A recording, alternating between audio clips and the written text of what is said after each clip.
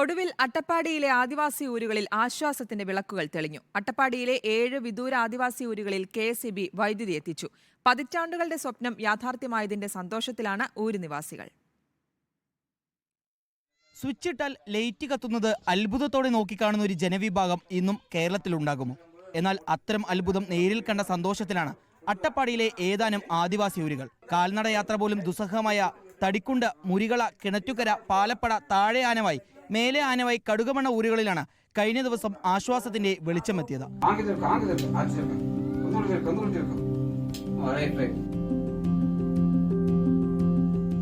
6.2 കോടി രൂപ മുടക്കിയാണ് 92 വീടുകളിൽ വൈദ്യുതി എത്തിക്കാനുള്ള പദ്ധതി നടപ്പാക്കിയത്. ചിണ്ടക്കയിൽ നിന്ന് 15 കിലോമീറ്റർ മണ്ണിനടിയിലൂടെ കേബിളിട്ടാണ് ഊരുകളിലേക്ക് KSEB 11 kV വൈദ്യുതി എത്തിച്ചത്.